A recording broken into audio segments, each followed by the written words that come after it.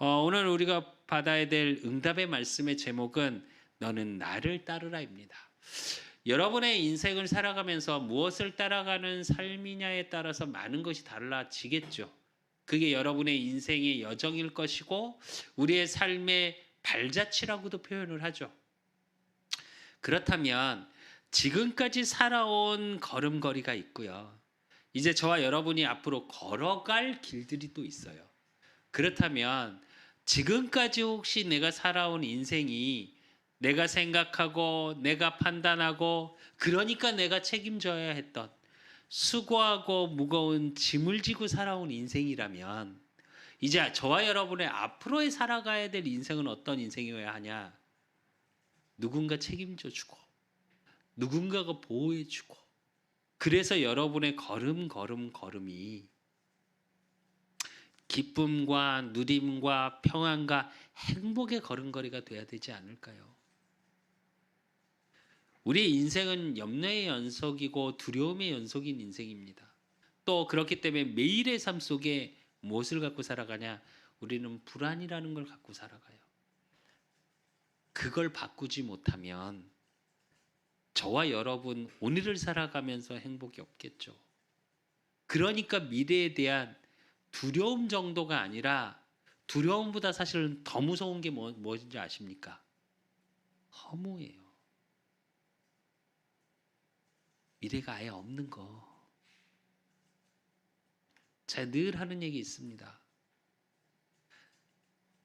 사람이 사람을 대할 때도요. 미워한다는 건 관심이 있는 겁니다. 제일 무서운 게 뭔지 아십니까? 무관심이에요, 사실은. 내 인생을 살아야 하는데 내 인생에 대해서 무관심해. 지금 시대는 좀 그런 시대인 것 같아요. 그냥 흘러가는 대로 살아가는. 왜? 내가 원하고 내가 생각하고 내가 바라던 대로 하나도 안 되는 인생이니까. 그러니까 인생이 즐겁고 행복하지 못한 인생이니까. 오늘 이 예배를 통해서 또 하나님의 말씀을 통해서 여러분의 인생이 평안과 기쁨을 가는 생명의 빛을 걸어가는 축복의 인생이 되셨으면 좋겠습니다. 이유가 발견되고요. 그 이유 속에 오늘의 내 삶에 불평하고 힘들고 원망하는 인생이 아니라 오늘의 삶 속에서의 미래에 소망 가진 인생으로 그래서 하나님이 주시는 참 축복의 비밀을 발견하고 확인하는 시간이셨으면 좋겠어요. 그러기 위해서 우리가 서론에서 조금 보고 확인해야 될 거. 인생을 근데 살아가려면 조금 생각해 봐야 되는 게 하나 있어요. 그게 뭐냐? 기준이겠죠. 어떤 기준으로 살아가느냐. 대부분의 사람들은 사람을 대하고 관계가 되어짐 속에 내 인생을 확인하고 누려지는 비밀이 생겨요, 사실은. 근데 지난주에 우리가 봤었습니다. 대부분의 사람들은 보여지는 것 중심으로 살아요. 근데 그 보여지는 것 가지고 대부분의 사람은 사람과 사람과의 관계 속에서 뭘 생각하냐? 수준이라는 걸 이야기해요. 근데 그 수준도 뭐 기준이냐? 사실은 의식주 기준이에요. 그 의식주도 우리가 좋은 것을 먹고 좋은 옷을 입고 좋은 집에 살고의 수준 정도가 아니라 설사 그게 못 보여졌더라도 그냥 외모 옷차림? 그 사람한테 그냥 풍기는 거? 그걸로 뭘 생각하냐? 나는 수준이 달라 그러고 살아갑니다. 제가 이제 요즘 일을 조금 하면서 하나님께 감사한 게 두 가지가 있어요. 세 가지네요. 정확히 얘기하면. 첫째는 새벽 시간에 일어나서 움직여야 되다 보니까 새벽 4시쯤 일어나니까 자연스럽게 새벽 기도가 돼요. 그냥. 그게 정말 감사해요. 또 하나는 뭐냐? 제가 일할 수 있는 현장이 있는 거에 대한 게 감사해요. 이게 무슨 말이냐면 실제로 일을 할 수 없어서 고통받는 사람들이 많습니다. 세상에는 또 일을 해야 되는데 사람이 없어서 또 많은 이제 중소기업 사장님들은 힘들어하신다고 말씀하시거든요. 또 근데 실제로 또 보면 일할 만한 곳이 없는 것도 사실이에요. 참 모순된 이야기인데. 근데 일할 곳이 없다라는 게 굉장히 서글픈 거거든요, 사실은. 그거에 대한 또한 감사가 있고요. 또 하나는 뭐가 있냐? 진짜가 보여지더라고요. 어떤 진짜가 보여지냐? 제가 우리 뭐 랩넌트 예배 때 잠깐 그 얘기 했는데 저도 제가 조금은 수준이 낮다고 생각하고 살았나 봐요. 요즘 느끼는 건데 아니거든요. 그 자리에서의 최고가 돼 있는 사람들, 그 자리 어떤 자리건 그 자리에 있던 사람들의 수준은 굉장히 높은 거거든요. 설사 그게 우리가 소위 말하는 조금 표현을 그렇게 해서 그래 노가다라고 표현을 하는데 왜 노가다인지는 아십니까 혹시? 이거 그냥 설교 시간에 여담인데 가다라는 게 틀이에요 일본 말로. 그게 무슨 말이냐면 노가다 틀이 없이 막일한다 해서 노가다예요. 어떤 분한테 이 설명을 했더니 어유 그런 의미가 있었냐고 그냥 비속어인 줄 알았다고 이러더라고요. 근데 약간 비속어는 맞죠. 근데 이제 그런 의미에서 만들어진 게 노가다라는 단어예요. 그러니까 틀이 없이 그냥 되는 대로 일한다. 계획성 없이 일한다. 이런 의미에서인데 사실은 그렇지 않습니다. 엄청 계획성 있어야 되고요. 엄청 기술도 있어야 되고요. 근데 일할 때 옷이 지저분하고 일할 때 힘들고 태양빛에서 추울 땐 추운 데서 밖에서 누가 그러더라고요. 지금 열심히 공부해. 그럼 차이가 하나 생겨. 그러더라고요. 이것도 박명수가 한 얘기입니다. 제대로 노력 안 하면 어떻게 되냐? 더울 때 더운 데서 일해야 되고 추울 때 추운 데서 일해야 돼. 더울 때 따뜻한 데서 일하고 그러니까 더울 때 시원한 데서 일하고 추울 때 따뜻한 데서 일하고 싶으면 지금 노력해 그러더라고요. 맞는 말이잖아요. 그건 맞는 말인데 우리 후대들에게 우리가 조금 더 괜찮은 일, 좋은 일 근데 그게 수준은 아니에요. 제가 요즘 느끼는 건데. 업이 그런 쪽으로 일해서 우리가 볼 때는 조금 괜찮은 일일 수 있어요. 근데 그거 아십니까? 노가다 우리가 말하는 그 현장 일하시는 분들도 현장 용역을 떼서 제대로 열심히 하시는 분은 한 달에 6, 700만 원씩 버신다고 하더라고요. 그럼 생각해 봅시다. 대기업 1년 연봉이 얼마인지 아십니까? 혹시? 제가 사역했던 청년 하나가 유학 갔다 와서 외국에서 대학을 나왔어요. 그래서 우리가 이야기만 할 알만한 대기업. 더 그런 건 대기업 중에도 사실은 파트별로 제일 연봉이 센 곳이 어디냐? 국가 무기들 만드는 그쪽이 제일 세요, 연봉이. 그런 계열을 들어갔어요. 근데 1년 연봉이 4천만 원 정도밖에 안 돼요. 그러면 세액 공제하고 한 달에 350만 원 타기 어렵습니다. 실제로. 근데 우리는 어떻게 생각하냐? 그건 굉장히 수준 있고 고퀄리티라고 생각해요. 그리고 현장에서 일하거나 우리 수철이 친구 중에 택배하는 친구 있습니다. 둘이나. 한 달에 얼마 버는지 아십니까? 물어봤더니 1,000만 원 번다더라고요. 물론 열심히 해야 됩니다. 힘들게 일하고 잠자는 시간 별로 없고. 근데 생각해 봅시다. 그게 수준입니까? 택배 일하니까 수준이 낮은 거고 대기업에서 그렇게 일하니까 수준이 높은 거고 그런 겁니까? 물론 지금 우리 후대들이 조금 더 좋은 환경에서 괜찮은 일을 우리가 소위 말하는 헤드들 일을 하는 게 더 훨씬 좋죠, 당연히.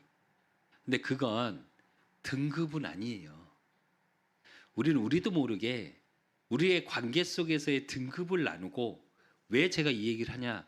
그 등급에 나를 가둬요. 내가 그 정도의 사람이라 생각하고 그렇게 말을 함부로 하고 그렇게 그냥 누리고 사는 것처럼 말하는 사람들이 의외로 많습니다. 지난주에 제가 갔던 현장에서 만난 한 분은, 진짜 그분은 이 일용을 업으로 삼고 계속 하시는 분이에요. 말을 거의 한 40%가 욕이시더라고요. 쓸데없는데 욕을 하고 그러면서 막 이렇게 왜 있는 척하고 막 이러시더라고요. 근데 그래서 알았어요. 그냥 일용직 하시겠구나. 이분은 기술이 없겠구나. 근데 제가 지금 나가는 현장의 분들은 기술이 있어요, 다들. 그리고 되게 열심히 해요, 정말로. 그러니까 뭐부터 다르냐? 말하는 것부터 다릅니다. 말이 다르다는 건 뭐가 다른 거예요? 생각이 다른 겁니다. 제가 왜 이런 얘기를 하냐? 대부분의 사람들은 그런 수준으로 나를 가두고 그런 수준으로 상대방을 평가하고 그러다 보니까 어떻게 해야 되냐? 내가 그 수준으로 내려가면 안 되고 내가 그 수준으로 올라가려고 노력하는 것에 대한 불안과 염려 속에 살아요. 그리고 그거에 따라서 뭘 느껴요? 자존감이 내려가고요. 그거에 따라서 자존심이 상하다고 말하고요. 물론 사람들은 그런 건 있더라고요, 확실히. 인식이 어떠냐? 제가 이제 가방을 메고 이제 지하철을 탔는데 이렇게 허연 먼지가 이제 현장에서 좀 묻었어요. 근데 몰랐어요, 처음에. 그래서 이제 가방을 이렇게 놓고 앉았는데 사람들이 이렇게 옆에를 안 앉아요. 슥 피해요. 그래서 왜 그런가 했더니 가방이 좀 허옇다고 그러더라고요. 이게 사람들의 수준입니다, 사실은. 물론 그렇다고 지저분한테 그냥 막 안고 이런 말이 아니잖아요. 인식이 그렇다는 얘기예요. 한 번쯤은 저와 여러분이 깊이 인생을 가는 과정 속에서의 내가 무엇을 가지고 기준점을 삼고 있는지는 생각해 보셔야 돼요. 실제로 제가 늘 하는 말이지만 보여지는 것 기준으로 그거에 따라서 관계가 형성되고 그거에 따라서 수준이 결정되고 그 수준에 내가 매여 있는 인생을 살면요, 여러분의 인생에 사실은 변화가 별로 없어요. 또 뭐가 있냐? 안 행복해요. 늘 시달려요. 아, 내가 이 정도밖에 안 되나? 하고 시달리는 분이 있고요. 또 반대로 교만하죠. 에이씨, 내가 너무 니들보다 나아. 죄송한데 둘 다 정상은 아닙니다, 제가 볼 때. 무슨 얘기냐? 내가 가는 인생의 여정이 분명하다면 다 과정일 뿐이에요. 지금의 어려움, 힘겨움, 부족함 괜찮은 겁니다. 내 그것을 이루어가는 과정 속에 있는 거니까 그 수준의, 그 세상의 기준에 매일 필요가 없어요. 정말 부탁드립니다. 여러분 지금의 삶이 어렵다고, 지금까지의 환경이 어려웠었다고 거기에 나를 가두지 마십시오. 하나님은 그 현장 속에서 저와 여러분하고 함께하고 계시고 그 현장 속에서 하나님이 주시는 분명한 축복의 비밀이 있기 때문에 언약의 말씀을 주시고 계십니다. 말씀을 가지고 주님을 따라가십시오. 세상의 수준, 세상의 기준을 가지고 그걸 따라가려고 몸부림치지 마십시오. 특히 우리 청년들, 후대들 정말로 부탁드립니다. 세상을 따라가지 마십시오. 세상을 따라가다 보면 늘 뒤처져서 우리가 소위 말하는 박탈감만 느끼다 끝나요. 반대셔야 돼요. 여러분에게 주신 하나님의 삶이 있고요. 여러분에게만 주신 하나님의 것이 있어요. 그것을 오늘의 삶 속에 하나하나 발견해 나가면서 누리면서 사셔야 돼요. 그래서 진짜로 여러분 인생에 무엇을 따라가야 하고 그 따라가는 인생 속에 내가 무엇을 봐야 하고 그 속에서 정말 내가 어떤 믿음을 가져야 할지 오늘 말씀을 통해서 분명한 해답을 얻으시기를 예수 그리스도 이름으로 축원드립니다.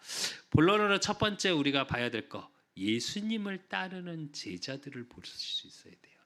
오늘 마태복음 8장 19절에 보면 한 서기관이 나와 예수께 아뢰되 선생님이여 어디로 가시든지 저는 따르리이다 이래요. 근데 잘 보시면 한 서기관 이렇게 나옵니다. 그 얘기는 모든 것을 가진 자. 그러니까 당시로 얘기하면 지금 우리로 얘기하면 당시에 그러니까 돈도 명예도 있는 공무원이에요. 그러니까 우리로 얘기하면 5급 공무원 이상이에요. 그냥 이해하기 쉽게 말씀드리면. 근데 18절에 보면 예수께서 무리가 자기를 에워싸는 것을 보시고 건너편으로 가기를 명하시니라 이래요. 근데 그 앞에 어떤 일들이 있었냐? 우리가 지난주에 봤죠. 나병 환자가 치유되고 백부장의 하인이 말씀으로 고침받음을 보고 또 오늘 본문 직전에 보면 많은 흑암이 떠나가고 17절에 보면 이는 이사야 선지자 이사야를 통해서 하신 말씀에 우리의 연약한 것을 친히 담당하시고 병을 짊어지셨도다 함을 이루려 하심이더라 이래요. 많은 병자를 치유하시고 난 이유예요 이게. 서기관이 본 거죠. 그러면서 오늘 말씀에 어디로 가시든지 이래요. 이 말의 의미는 무슨 얘기냐? 무조건 따르겠습니다라는 뜻이에요. 근데 그 길은 어떤 길이냐? 요한복음 8장 12절에 예수께서 또 말씀하여 이르시되 나는 세상의 빛이니 나를 따르는 자는 어둠에 다니지 아니하고 생명의 빛을 얻으리라 이래요. 그 길은 어둠 속에 헤매는 길이 아니에요, 여러분. 생명의 빛이 비춰지니까 살아있고 생명은 단순히 살아있는 게 아니라 생명력이죠. 힘이 있는 거죠. 움직이고 그 빛을 통해서 계속 따라갈 수 있는 힘이 생기는 거예요.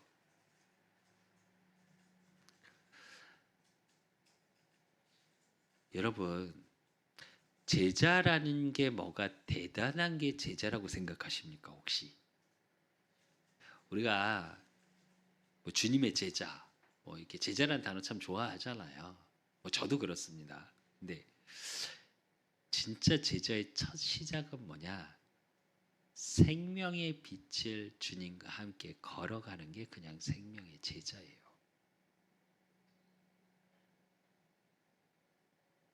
그게 첫째고요. 그러면서 마태복음 8장 21절 22절에 보면 상대적으로 한 명이 나오죠. 서기관은 어디로 가시든지 제게 이유 없이 어떤 거하고 상관없이 주님을 따르겠나이다라는 얘기고요. 마태복음 8장 21절에서 보면 제자 중에 또 한 사람이 이르되 주여 내가 먼저 가서 내 아버지를 장사하게 허락하옵소서. 예수께서 이르시되 죽은 자들이 그들의 죽은 자들을 장사하게 하고 너는 나를 따르라 하시니라 이래요. 오늘 본문의 제목이기도 합니다. 너는 나여야 해요, 여러분. 주님을 따르라. 이건 뭘 얘기하는 거냐? 사실은 성경적으로 얘기를 하면 부모님의 아버지의 장사잖아요. 성경에서는 그 어디보다 10계명에도 나와 있죠. 1계명부터 4계명까지는 하나님과 인간의 관계, 5계명부터 10계명까지는 하나님과 사람과의 관계를 얘기하시면서 그러니까 사람과 사람과의 관계를 얘기하시면서 제일 첫째가 뭐였어요? 내 부모를 공경하라. 근데 오늘 본문을 보면 어때요? 그냥 말씀 그대로 읽으면 저 아버지께 장사 지내고 따라가겠습니다. 근데 뭐라 그래요? 가지 마. 지들끼리 알아서 하라고 그래. 이렇게 들릴 수 있다니까요. 이 당시 어느 정도였냐? 바리새인 서기관들도 무슨 일이 있으면 부모님 장사가 있으면 무조건 열애해 줬습니다. 어느 정도였냐? 사형수가 있는데 부모님이 먼저 돌아가셨다. 그러면 사형수를 그 장사 지내는 걸 보고 오게 해줘요. 이스라엘 민족이. 그 정도로 율법화돼 있고 그게 당연시 돼 있었어요. 근데 예수님은 오늘 뭐라 그러시냐? 죽은 자는 죽은 자가 장사하게 해. 그래. 이건 무슨 얘기냐면 여기서 의미를 잘 보셔야 돼요. 부모님 장사 지내고 가족의 일이 있어도 다 제껴놓고 주님만을 따라가야 됩니다. 이 말 아닙니다. 그런 의미가 아니고 죽은 자는 죽은 자들이 이렇게 나와요. 성경에서 죽은 자는 뭐예요? 생명을 얻지 못한 자, 불신자를 얘기하는 거겠죠. 이 얘기의 의미는 무슨 얘기냐면 세상에 이 땅에 속한 일에 매이지 말라는 거예요. 예수님을 따르는 제자는 이 땅에 속한 일 속에 있는 자가 아니라 뭐요? 하늘에 속한 자예요. 그걸 보실 수 있어야 돼요. 내 기준, 내가 갖고 있는 것, 그 이 땅의 일 때문에 갈등하고 그거에 속해서 그것 때문에 고민하는 인생이 아니고 그건 그거대로 내비둬라.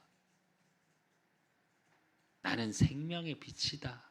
그 어둠 속에 있는 인생이 아니라 죽은 자들의 삶 속에 있는 것이 아니라 하나님의 길, 생명의 빛의 길로 오라는 얘기예요. 그러면서 주님이 말씀하십니다. 마가복음 8장 34절 함께 같이 합독하겠습니다. 마가복음 8장 34절 말씀을 합독하겠습니다. 무리와 제자들을 불러 이르시되 누구든지 나를 따라오려거든 자기를 부인하고 자기 십자가를 지고 나를 따를 것이니라 이래요. 이건 뭘 얘기하냐? 내 것을 내려놓는 거예요.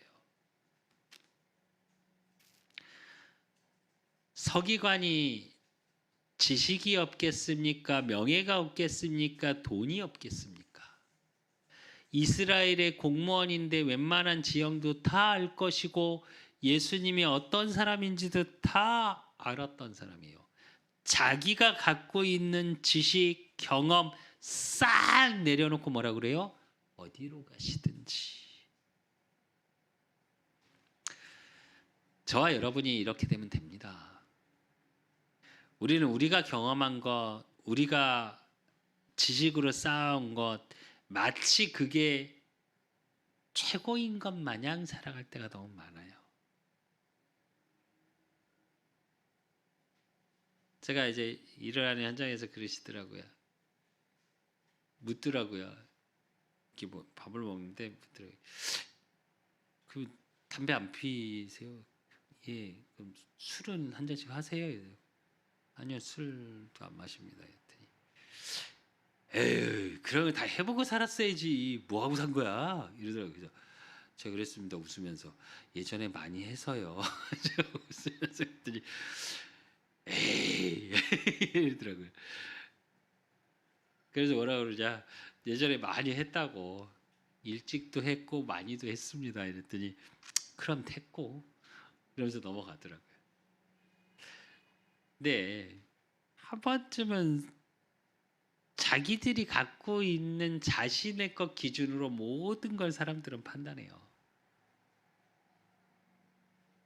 자신이 경험한 건 자신이 갖고 있는 지식을 기준으로 모든 사람을 보려 해요. 그러면서 판단하고 정죄하고 결정하려 하죠. 저 여러분, 그걸 하나님의 말씀까지 대입하지 마십시오. 그렇다고 여러분이 경험한 것, 여러분이 갖고 있는 지식들이 다 필요 없고 그렇다는 말이 아니에요. 하나님이 필요하니까 하나하나 쌓여가게 하시고 보여지게 하시고 경험하게 하셨겠죠. 그 기준을 바꿔야 돼요. 예수님을 따라가는 제자라는 건 그 내 것을 내려놓는 거예요. 그리고 뭘 가져가요? 하나님의 말씀의 언약, 주님의 뒷모습을 보시고 말씀의 언약을 가지고 따라가면 됩니다. 무엇을 할 필요가 없어요. 어쩌면 주님은 우리에게 무엇을 하라고 하신 적이 없어요. 딱 하나 있습니다. 지상명령. 내 증인이 되라. 간단하거든요. 주님을 따라갔더니 그거면 되거든요. 근데 우리는 무언가를 되게 많이 해야 되는 거라고 생각할 때가 너무나도 많아요. 그러니까 수고하고, 그러니까 힘들고, 그러니까 지칠 때도 많습니다. 이제 주님을 따라가십시오. 왜요? 저와 여러분은 이미 제자로 부름 받았어요. 무엇을 해서 인정받는 자가 아니라 하나님이 영세전에 창세전에 저와 여러분을 내가 너를 지명하여 불렀나니 너는 내 것이라 이미 인치심을 받은 자들이에요. 그럼 제자입니다. 그렇다면 우리의 인생의 두 번째로 봐야 될 건 뭐냐? 제자들의 여정이에요. 오늘 본문을 보면 참 정말 재밌습니다. 말씀을 보면. 이렇게 어디로 가든지 따르겠다 하고 아버지 장사 지낸 것도 그래 이 땅에 매이지 말고 이 땅의 일에 매이지 말고 주님을 따르라. 그리고 배에 올랐어요. 근데 어떤 일이 생기냐? 마태복음 8장 23절에서 25절에 보면 배에 오르심의 제자들이 따랐더니 바다에 큰 놀이 일어나 배가 물결을 덮이게 되었으되 예수께서는 주무시는지라 그 제자들이 나와 깨우며 이르되 주여 구원하소서 우리가 죽겠나이다 이래요. 오늘 본문에는 큰 놀이 일어나 이래요. 마가복음에 보면 어떻게 되냐면 풍랑이라고 나와요.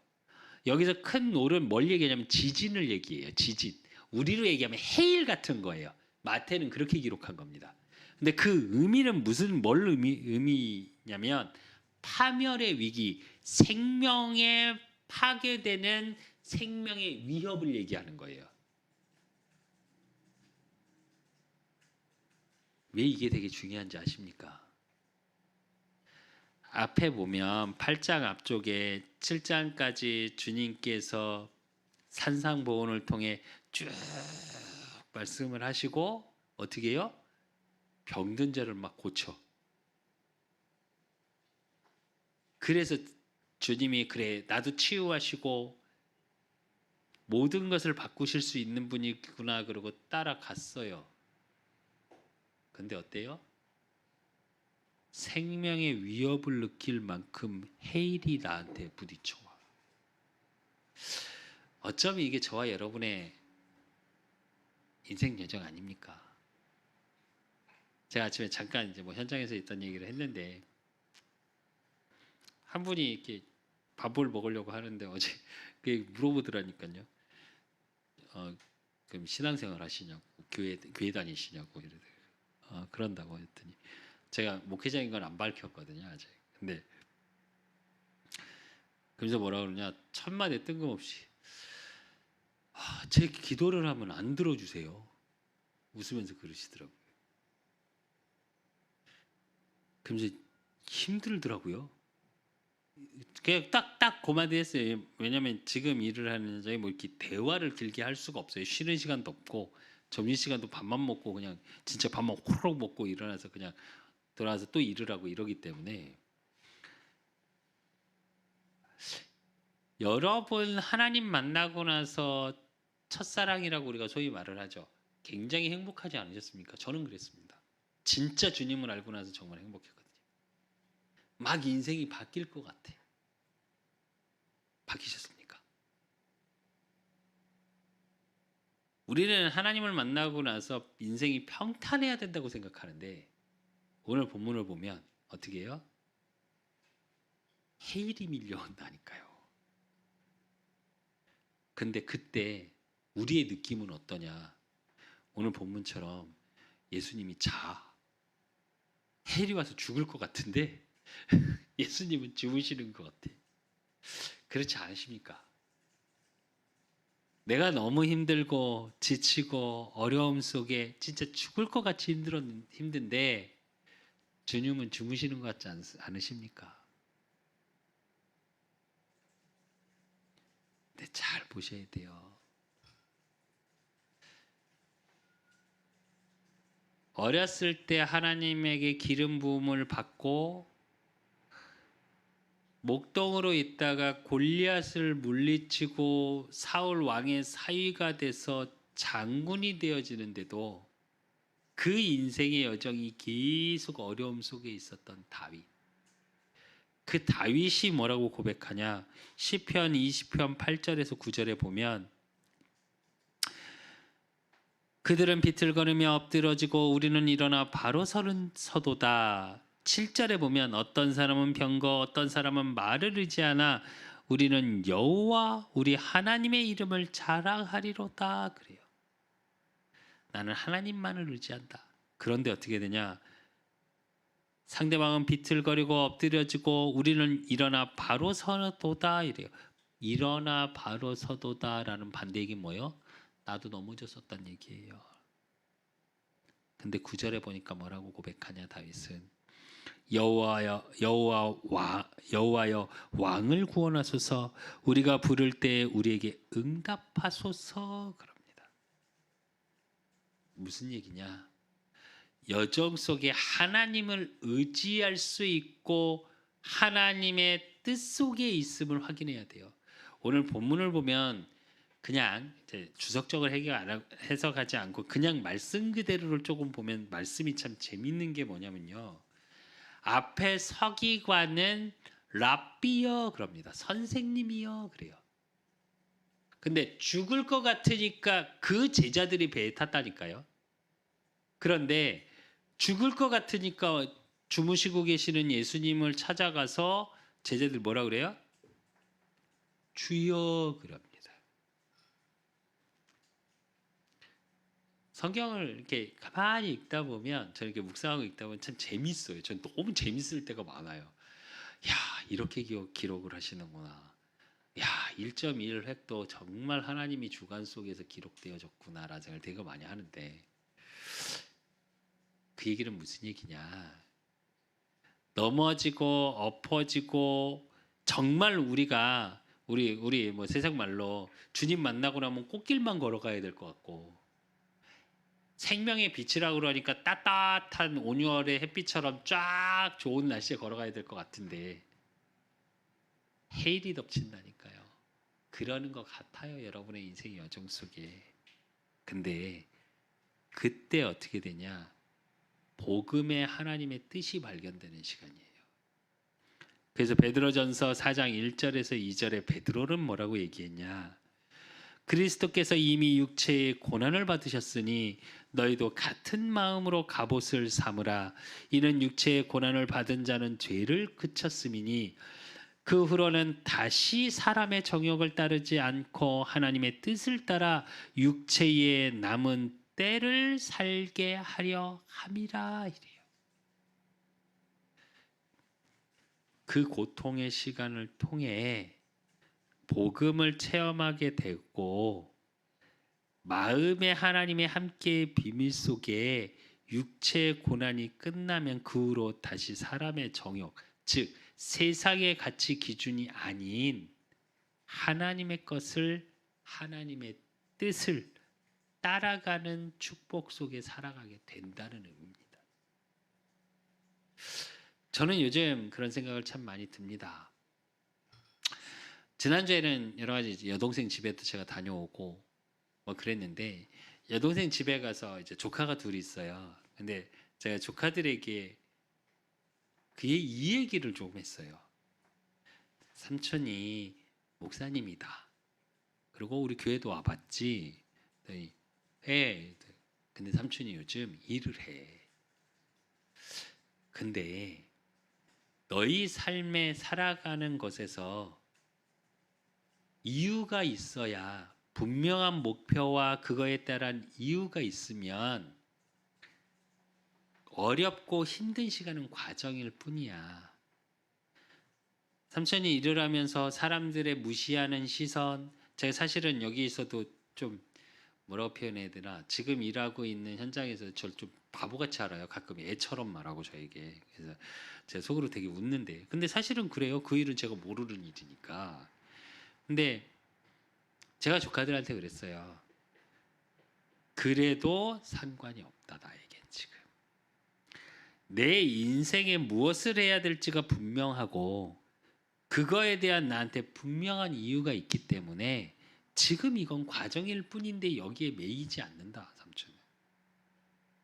정말 삼촌이 부탁하는데 너희도 그랬으면 좋겠다. 잠깐의 어려움, 지금의 힘겨운 지금의 상황에 인생 전체를 내려놓지 않았으면 좋겠다.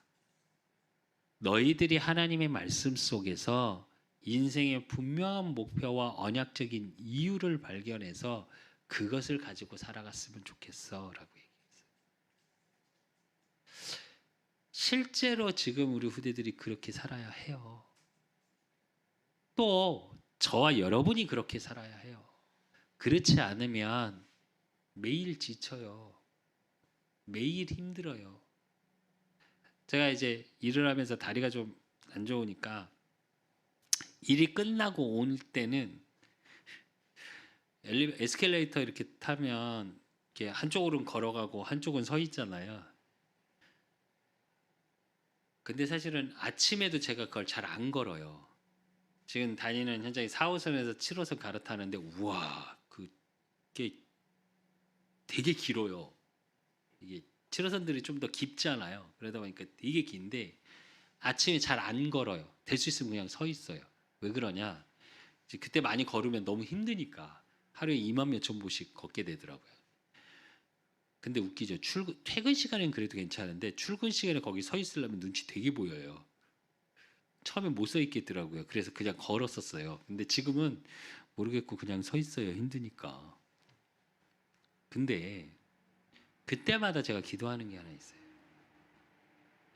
지난주에 우리 강단의 말씀처럼 그 백부장의 믿음과 같이 믿음에는 하나님의 의가 나타나서 믿음에 이르게 하신다고 그랬거든요. 그럼 올해 우리 그 사람 교회에 주시는 송구영신 응답의 말씀이 높은 산에 올라 여호와를 보라 하라예요. 그 일을 이루어 가시는 일 속에 오늘의 내 삶이 있다면 하나님의 의가 나타나게 하십시오. 때로는 힘들기도 하고 지치기도 하고 무언가 싶기도 하고 무시도 당하고 일은 힘들고 이걸 그만해야 되나 싶기도 잠깐씩 들었다가 또 일 주심에 감사했다가 여러분은 어떤지 모르겠는데 저는 그런 감정들이 많이 왔다 갔다 하더라고요. 근데 그거에 매이진 않습니다. 왜냐? 지나갈 거니까요. 그래서 사도 바울은 그 어려움의 삶을 통해서 자기의 인생 전체의 분명한 목표와 여정 속의 이유를 알았기 때문에 매를 맞아도 괜찮았고요. 감옥에 있을 때도 괜찮았고요. 그 사도 바울이 고백합니다. 빌립보서 3장 14절에서 15절 같이 두 절을 같이 합독하겠습니다. 빌립보서 3장 14절에서 15절 같이 합독하겠습니다. 표대를 향하여 그리스도 예수 안에서 하나님이 위에서 부르신 부름의 상을 위하여 달려가노라. 그러므로 누구든지 우리 온전히 이룬 자들은 이렇게 생각할지니 만일 어떤 일에 너희가 달리 생각하면 하나님이 이것도 너희에게 나타내시리라 이래요. 무슨 말이냐? 목표가 분명하고요. 하나님이 나와 함께의 비밀이 어느 속에 있다고요? 위에서 부르신 부름의 상을 위해서 달려간대요. 무슨 얘기냐? 소망이 이 땅에 있지 않다는 얘기예요. 인생 여정의 소망이 하늘에 있다는 얘기예요. 그러니까 어떻게 해요? 온전히 이룬 자들이래요. 이미 여러분의 인생이 이미 이룬 자들인 거예요. 그렇다면 세 번째로 우리가 가져야 될 게 뭐냐? 제자들의 믿음이에요. 이렇게 인생 여정 속에 있으면 내가 믿는 무언가가 있어야겠죠. 어떤 걸 믿으시면 되냐? 오늘 마태복음 8장 26절에서 27절에 보면 예수께서 이르시되 어찌하여 무서워하느냐? 믿음이 작은 자들아 하시고 곧 일어나 바람과 바다를 꾸짖으시니 아주 잔잔하게 되거늘 그 사람들이 놀랍게 여겨 이르되 이가 어떠한 사람이기에 바람과 바다도 순종하는가 하더라 이래요. 무슨 얘기냐? 믿음을 가지시면 돼요. 어떤 믿음이요? 바다와 바람도 잔잔하게 말씀으로 잔잔하게 하시는 언약적 믿음 속에 있으시면 됩니다. 그 언약적인 믿음 속에 있으면 24절에 뭐라 그러냐? 바다에 큰 놀이 일어나 배가 물결에 덮이게 되었으되 예수께서는 주무시는지라 이래요. 이건 뭘 얘기하는 거냐면요. 죽음의 공포도 주님을 어떻게 하지 못해요. 그 죽음의 권세, 사단의 권세를 깨트리러 오신 분이 예수 그리스도입니다. 그래서 베드로가 고백하죠. 마태복음 16장 16절에 주는 그리스도시요 살아계신 하나님의 아들이십니다. 저와 여러분은 어떤 믿음을 갖고 살아가시면 되냐? 복음에 대한 믿음을 갖고 살아가시면 돼요. 그분이 왕, 제사장, 선지자로 오셔서 나를 위해 십자가에 죽으시고 모든 죄 문제를 해결하시고 3일 만에 부활하셔서 지금 나와 함께 하시는 그리스도의 일들이 나에게, 내 가정에, 내 업에, 내 만남에 이루어 가심이 지금도 일어나고 있음을 믿으시면 돼요. 우리는 자꾸 보여지는 게 믿음이라고 생각합니다. 그런데 진짜 믿음은요, 보여지지 않는 게 믿음이에요. 예수님이 주무시는 것 같이 보였습니다. 주무시는 거겠습니까? 그러니까 제자들을 꾸짖으시잖아요. 믿음이 작은 자들아. 앞에서 니들 봤잖아. 모든 자를 치유하시고 말씀으로 치유하시고 많은 병든 자를 치유하시고 귀신을 쫓아내는 걸 보여줬잖니. 근데 우리는 일어나는 현상에 예민해요. 보여지는 현상엔 굉장히 예민해요. 근데 보이지 않는 복음의 비밀 속엔 예민하지가 못할 때가 많아요. 제가 문득 엊그저께 그런 생각이 들더라고요. 여기 처음 일을 나갔는데 너무 바쁘게 일을 하는 거예요. 근데 모르는 일인데다가 사람들은 굉장히 바쁘게 일하니까 정신없이 뛰어다녔어요. 그러고 나서 점심 먹고 좀 쉬겠거니, 그리고 그 시간에 원래 저는 조금 기도하는 시간이고 이렇게 정리하는 시간이었는데 바로 또 일을 해요. 퇴근할 때쯤 돼서 딱 돌아서는데 제가 문득 무슨 생각이 들었냐?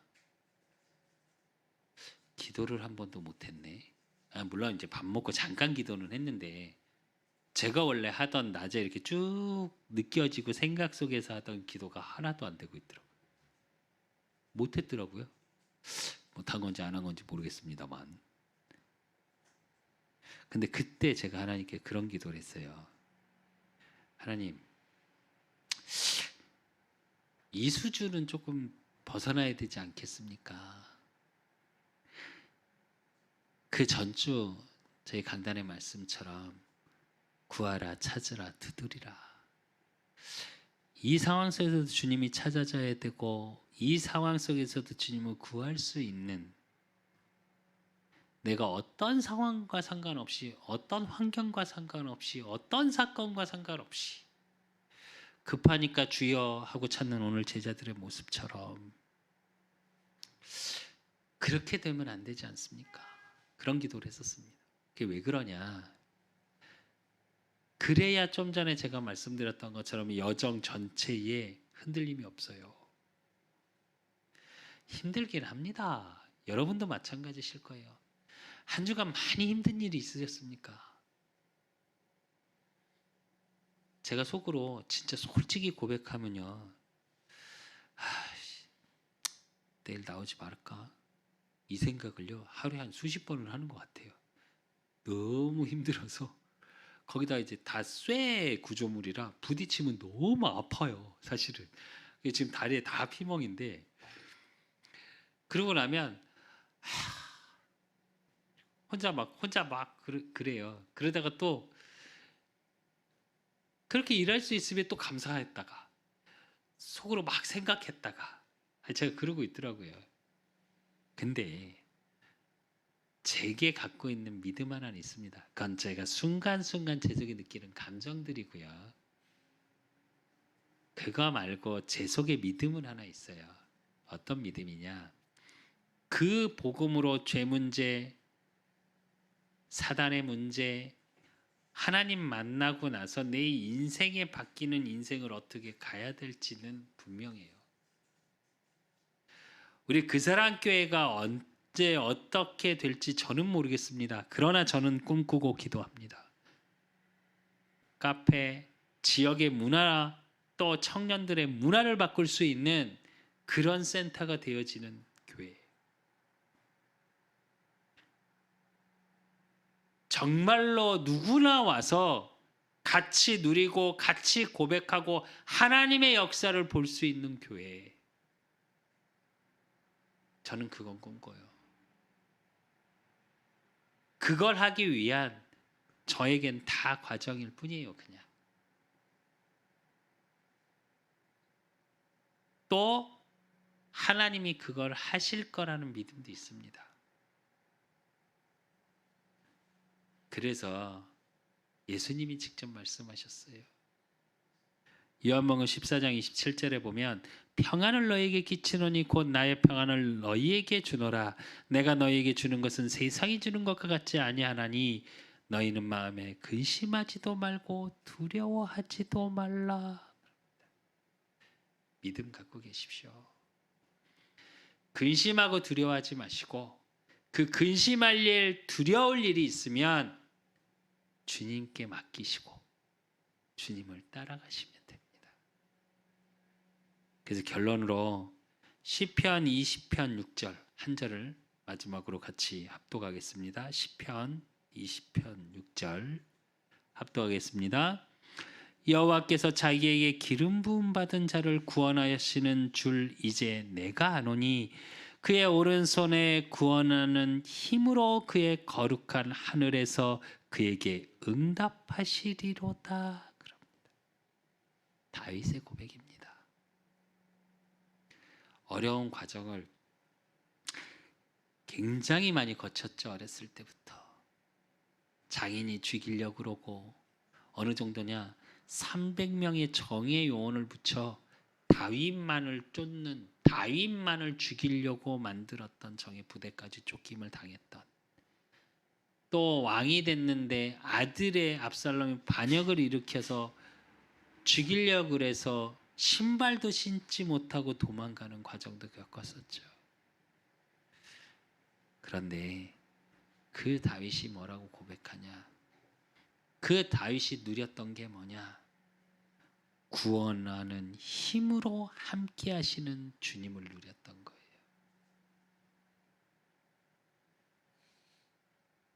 하늘에서 그에게 응답하시리로다. 그럽니다. 하나님이 저와 여러분 주님을 따라가는 그 생명의 빛의 길 속에 해일이 오고 풍랑이 오고 문제가 오고 사건이 오는 것 같으나 그거에 근심하거나 두려워하지 마십시오. 저와 여러분의 인생 여정 전체를 통해 하나님은 뭘 하길 원하시냐? 하늘에서 응답하시길 원합니다.